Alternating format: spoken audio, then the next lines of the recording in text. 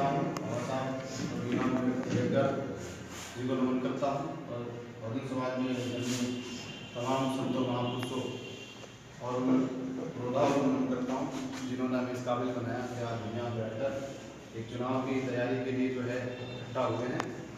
और की सभा के अध्यक्ष जी हमारे गुरु जी एडवोकेट जी, मुख्य अतिथि बड़े भाई डॉक्टर हरिंदर जी, एडवोकेट चमन भारती जी, डॉक्टर पवन गुरु जी, हमारे डॉक्टर मनोज जी, बड़े भाई ओम प्रकाश जी, एडवोकेट पूर्व ADGC बड़े भाई एडवोकेट करण जी, और हमारी समिति के अध्यक्ष बड़े भाई कबीर जी, तमाम मेरे साथी बड़े भाई केशव चौधरी, सबको मैं जानता हूँ।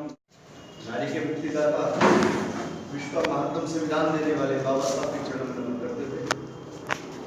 ब्राह्मणवाद की रीढ़ की हड्डी को तोड़ने वाले पेरियार साहब के चरण नमन करते हुए, नॉर्थ के पेरियार ललन सिंह यादव के चरण नमन करते हुए,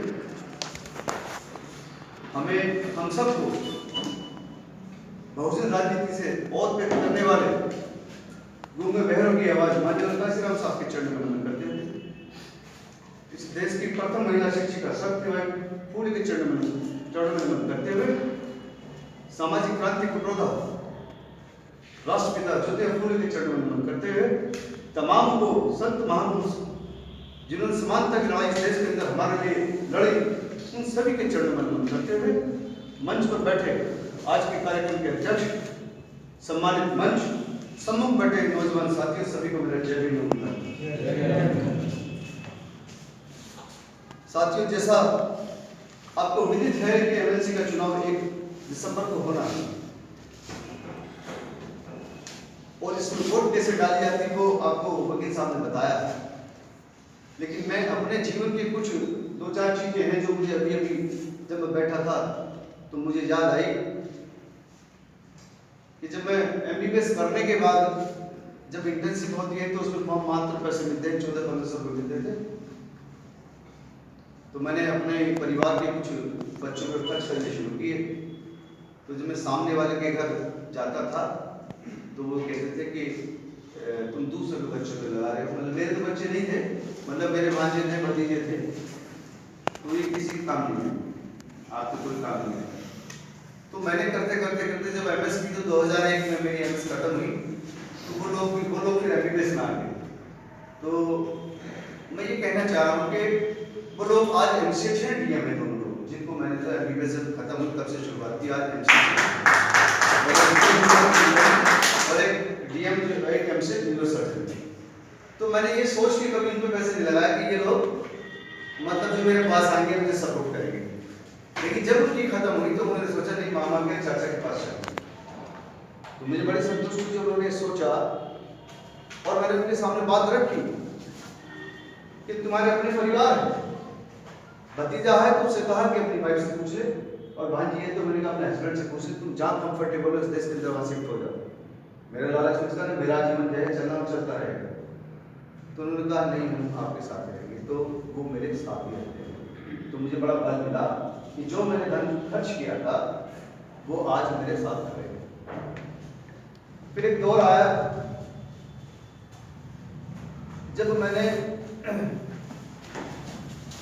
महानगर से पद पार्टी का संभाला तो मैंने वाल्मीकि समुदाय में बहुत कार्य किया। मुझे पता है कि BJP वो काम करती है, हम लोग चाहते नहीं, इसको लोग जोड़ते नहीं। तो 2019 में मैंने जब उनको जोड़ा, पार्टी से जोड़ा, तो लोग मुझे कहा करते थे कि आप वाल्मीकि में जाते हो, लेकिन ये बोलना आपको नहीं। बड़े बड़े पदाधिकारी थे इस पश्चिम के जो मुझसे कहा करते थे, लेकिन मैंने रास्ता नहीं छोड़ा, क्योंकि मुझे जो करना है वो करूँगा। आज नहीं तो कल नहीं तो परसों मुझे वापस आना पड़ेगा। तो इस उद्देश्य से मैं गया और एक बूथ में 327 वोट, जहां पूर्ण वाल्मीकि समुदाय का बूथ होता, 327 वोट 2019 में BSP को उन्होंने किया।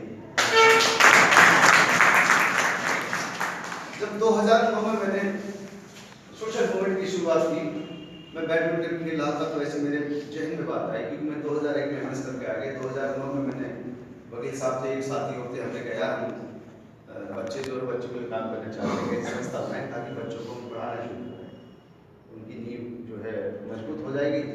छठी से छठी 7वीं 8वीं में पढ़ाएंगे बच्चों को, मजबूत होंगे तो वो आगे जो कम्पिटिटिव में नेचर पैदा होगा तो कंपटीशन के लिए जो है आगे जाएगा। तो हमने शुरुआत की 2009 से। तो बहुत से लोग ऐसे आते हैं, ऐसी बात नहीं, बहुत से लोग ऐसे आते हैं कि वो आपको जो है कहेंगे कि आपको समाज कुछ नहीं देगा, आपको समाज से कुछ नहीं मिलेगा। लेकिन यह समाज जब मैं आजकल पाता हूँ तो मुझे समाज मुझे लौटा रहा है, मुझे एहसास होता है, मेरी आंखें नम हो जाती हैं जब बैठा रहता हूँ। मुझे मंच उतना अच्छा नहीं लगता जितना अच्छा मैं आपके साथ उधर बैठ कर लगता हूँ। मैं इधर कमजोर समझता हूँ, उधर ताकतवर मानता हूँ, क्योंकि वहाँ से मैं सवाल कर सकता हूँ, यहाँ से सवाल नहीं कर सकता। तो मेरी आदत हमेशा ये रही है कि मुझे मंच में मिले, अगर मुझे लास्ट की कुर्सी मिल जाए। तो मैं जब अब इस चुनाव के संबंध में बोल रहा हूँ तो मुझे एहसास होता है कि समाज में बहुत कुछ दे रहा है। जो लोग कहते थे कि समाज आपको कुछ नहीं देगा तो उनकी बात झूठी। तो तीनों बात जो है मुझे ये महसूस होती, तीनों बात जो है जिस रास्ते में था मैं उस रास्ते पे सही हूँ। जैसा भी कोई भैया कह रहे थे कि सर्जन है, ये बिल्कुल सत्य बात है कि मेरा कोई डॉक्टर जो है किसी ने आज तक, मैं सोशल मूवमेंट को चलाता हूँ, अपने समाज में बहुत डॉक्टर वहाँ हैं, लेकिन किसी आदमी ने आज तक मुझे फ़ोन करके ये नहीं कहा कि तो बहुत काम करता है कि ये पैसे दे, मैं हम काम नहीं कर सकते लेकिन तू पैसे दे, हमारे धन कर सकते डॉक्टर, किसी ने नहीं कहा। हाँ, एक मीटिंग में एक पीडियाट्रिशियन है दिल्ली के, वो एक मीटिंग में मिले थे, मेरी गोली भर ली कि तू बहुत काम करता है और मैं तुझे पैसे दूँगा। मैंने मांगे नहीं, लेकिन उन्होंने मेरा हौसला अफजाई करता है, ये बहुत बड़ी बात है। तो साथियों, 3 बातें मेरे जीवन में घटी हैं, मैंने आपको शेयर की हैं। तो वो तीनों बातों में मुझे ऐसा लगता है मैं अपनी जगह सही हूँ, मैं सही चल रहा हूँ।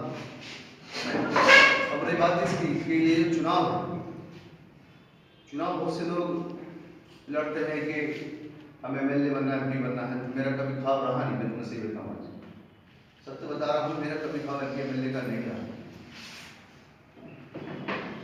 मेरा ख्वाब ये है कि जो बुद्ध की संस्कृति है, जो बाबा साहब के विचार है, मान्यवर का सब चाहते थे, वही मैं गाँव-गाँव तक पहुँचा दूँ, यही मेरा लक्ष्य रहा है।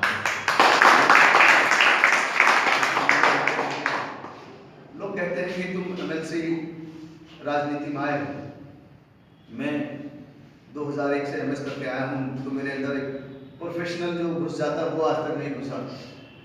तो नेता वाला गुण कभी मुझे लगता है या तो मैं बन नहीं पाऊँगा या वो गुण घुस नहीं पाएगा, क्योंकि झूठ बोलने की आदत है नहीं, झूठ से चिढ़ता हूँ।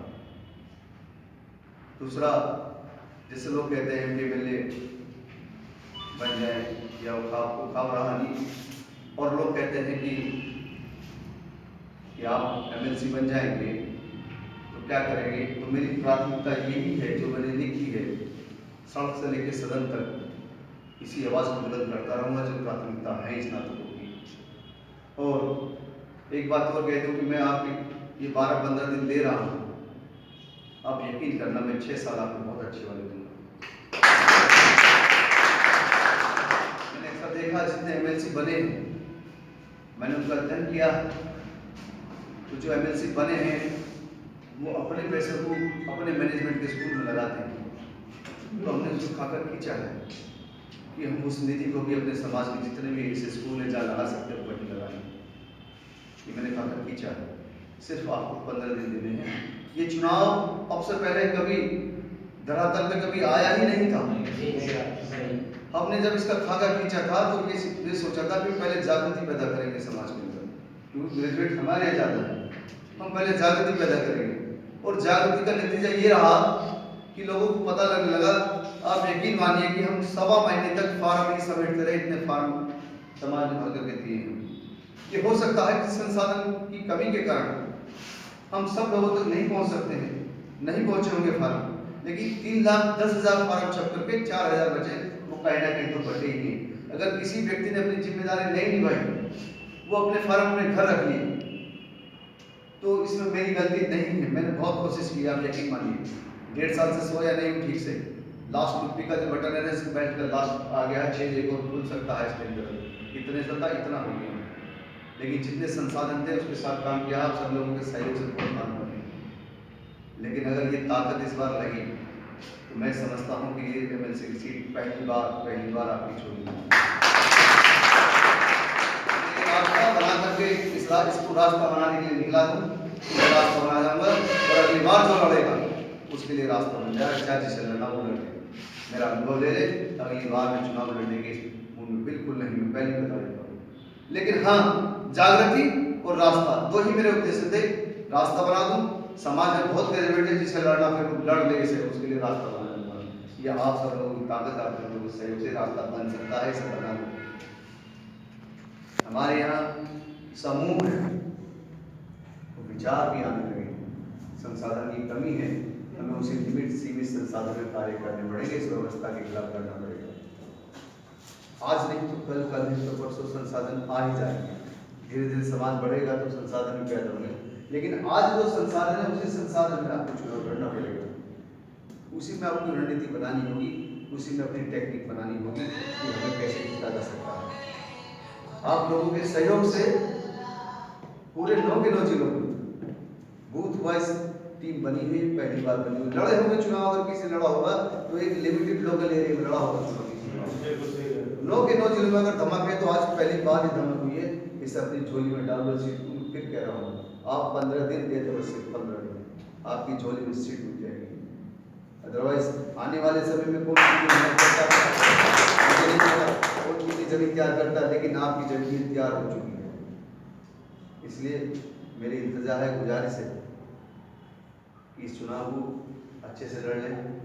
अगर वर्तमान हो सकता है पहले संसाधन की कमी रही, लेकिन वर्तमान में अगर आपको कोई संसाधन चाहिए तो मैं 99% कोशिश करूँगा आपको संसाधन दे दिए जाए, क्योंकि ये तैयारी आगे कभी पीछे तो हुई नहीं, आगे का मैं विश्वास नहीं रहता, ऐसी तैयारी कभी हो।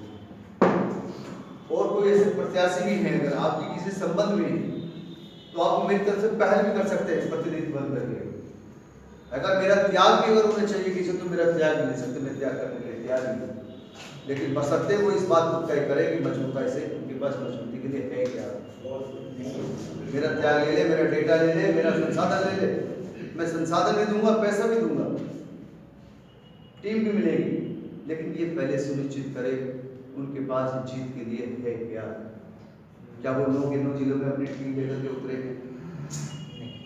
क्या उनके पास और समुदाय के लोग, क्या उनके पास उनकी क्या रणनीति है? मेरी तरफ से आप सभी प्रतिनिधि चर्चा कर सकते हैं, क्योंकि मेरे अंदर त्याग, बलिदान, समर्पण, धैर्य की भावना है। अगर मुझे वाकई अपने जीवन को जो अच्छे से जीना होता तो मैं 1 बजे तक काम नहीं कर रहा होता, अपने पूरे दिन जो बैठ करके नोट छापता, क्योंकि मैं सर्जन हूँ पेशे से। कैंसर की ट्रेनिंग मैंने टाटा कैंसर मुंबई हॉस्पिटल से दी है, वहाँ काम किया, फेलोशिप की, अच्छी खासी मेरी प्रैक्टिस है। ऐसा भी नहीं कि प्रैक्टिस नहीं है मेरी। आप अगर जाएंगे मेरठ के अंदर, पूछेंगे किससे नाम लेंगे तो बताएगा कि हाँ इसकी प्रैक्टिस है, अच्छा सर्जन है। तो मैं उस कुर्सी को छोड़ करके आपके बीच में आया, मैं आपकी आवाज़ हूँ, इस आवाज़ को दबने मत देना बस। अदरवाइज अगली बार कोई अगर सर्जन आएगा तो उसकी हिम्मत नहीं बढ़ेगी कि मैं समाज के काम करने के लिए बैठा हूँ। तो मैं आपकी आवाज़ हूँ, इसे दबने मत देना। इसलिए साथियों, पुनः ये गुजारिश है कि आप इस चुनाव को बड़े अच्छे तरह से लड़ें, ये सीट अपनी झोली में डाल लें। मैं मेरी वाणी में त्रुटि हो गई हो तो उसके लिए क्षमा याचना, इसी के साथ मैं अपनी वाणी को विराम देता हूँ। जय हिंद।